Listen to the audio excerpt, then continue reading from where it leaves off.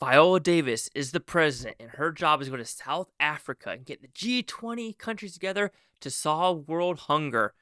If it was only that simple.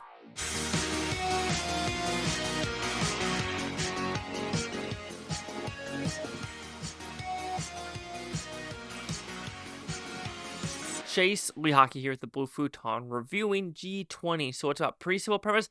I already kind of told you. G20, the 20 richest countries go to South Africa to try to solve world hunger. And while they're there, Antony Starr was an Iraqi, Australian, or British. I can't remember really what ethnicity he's trying to play in this movie. Anyway, he's basically trying to tank the US dollar, get Bitcoin back up, and so he could become $150 million richer. But what do you know? Viola Davis, as the president, is apparently a badass. So, I like this film.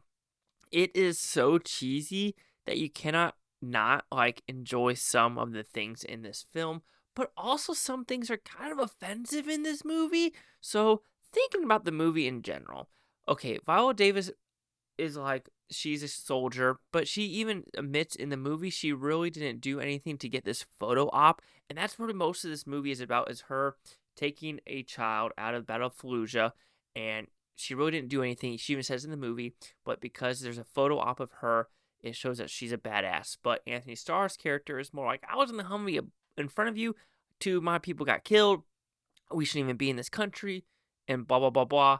I don't get the credit kind of thing, and he has resentment towards it.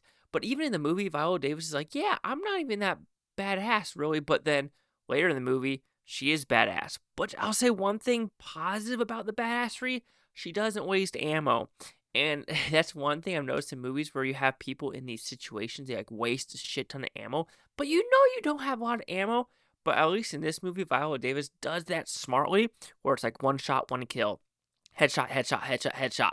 And you're like, okay, fair enough, touche. I like that they actually took a little bit of smartness to that to realize, you know what? Yes, that occurred.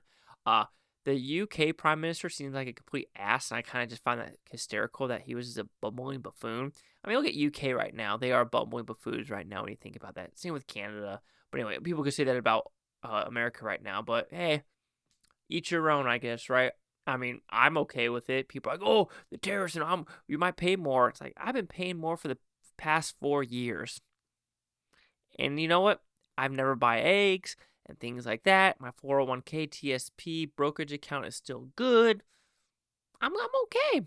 I want my medicine to be made in America. I want my clothes to be made in America. So I'm going to pay a little bit extra. And that's what I do now.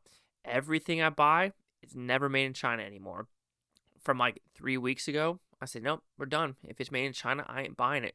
So I'm going to get my new cookware from Denmark.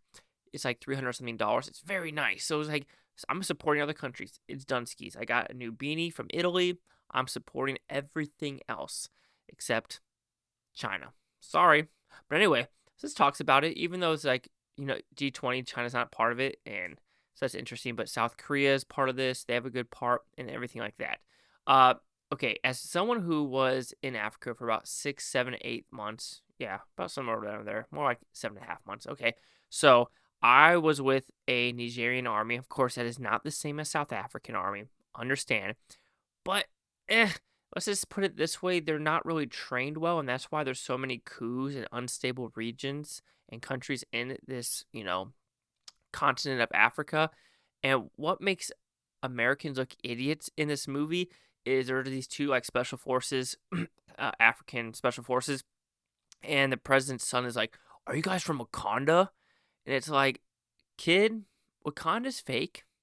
That's very immature and inappropriate, and kind of offensive for Black Americans to automatically assume Africans are from Wakanda. I know it's supposed to be a funny little joke, but to me, I was just like, that just proves there's so much ignorance with Africa in general of doing that. I mean, I have a job offer to maybe go to the Central African Republic, and I might take it because it's how many times will I be able to go to the car in the middle of Africa in the rainforest? That'd be freaking sweet. So I might take it. I don't know. So when I hear that stuff, it rubs me the wrong way of just knowing that I've been in Africa a couple of times. Morocco's a different part of Africa, but I've been to Marrakesh and things like that. So yeah, that kind of rubs me the wrong way of just like the ignorance of maybe Americans are ignorant when it comes to that. I'm not. So when people kind of like dog me like, oh, you don't know history, you don't know geography, about blah blah blah. I kind of do. So just simmer down there. But okay, about this movie. Like I said, the action set pieces are fine, but it's edited very piss poorly when it comes to a lot of the hand-to-hand combat and things like that. The story itself is very simplistic. Oh, and there's a very cheesy beast scene where it comes with rocket launchers. I mean, it's just cheese. It's straight up cheese, and most of this movie is cheese. I know they're trying to have fun with this movie, but there's just so many like obstacles in this movie are just like eye rolling moments where I understand cheese, but there's eye rolling cheese, and that was a lot more of this movie. Like, okay, this dialogue, like, are we really doing this dialogue? And I wish there was more stakes, right? Because the only badass people in this movie felt like the Americans and the South Koreans. Because the South Koreans actually like stood up, like, no, I ain't doing this. Fuck that. And of course, something bad happens, but it's like, at least the South Koreans will stand up for principle. And most of the other countries in this one, like, just like, okay, I'll do whatever you say. And maybe that's why South Korea and Japan is like known in that area to do, be in control in America in this part. Because, I mean, Canada would bend the fuck over. Let's be honest. Anyway. Oh, yeah. If you've been to Vancouver, you know exactly what I'm talking about. Okay, so overall, G20, it's a cheesy, fine time. I mean, it's pretty laughable to an extent when it deals with the dialogue and some of the scenarios in this movie of who's done it. It's also kind of funny where it's making fun of career politicians, and I thought that was pretty funny. Where because Viola was really not supposed to be the president, and of course he's a career politician, Hillary Clinton, who still hasn't been president. So I mean, you gotta have some fun with this as well. Uh, but some bad dialogue, not the greatest CGI, and there's a reason why this went straight to Amazon Prime, just because some of the directing, you could just tell the action just wasn't the greatest. But I mean, I'll give it props for Viola Davis doing a lot of the stunts herself.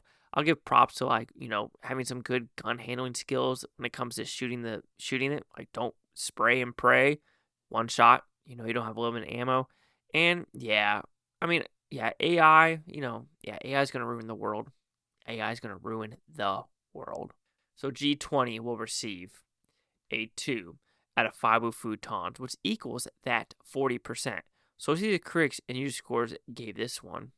So you have critics a 59% with 66 of them, audience score 47% with over 500 critic consensus. Too straight faced to have much fun with its juicy premise as it should. G20 is more pedestrian than presidential, but does have the commanding lead in Viola Davis. I mean, that's pretty damn... Yeah, I kind of agree with that critic consensus. 59, 47, 40. Chase Scott here, the Blue Futon. Like, comment, subscribe. One of the things, Bluetoontopia, you Blue Tony, and thank you for watching. A great day. Watch this tape tomorrow week for a month and a year from now. Every single freaking one of you. Peace and love, peace and love. And yeah, solving world hunger, I don't think it's ever gonna. Nah, it can't. It won't ever happen.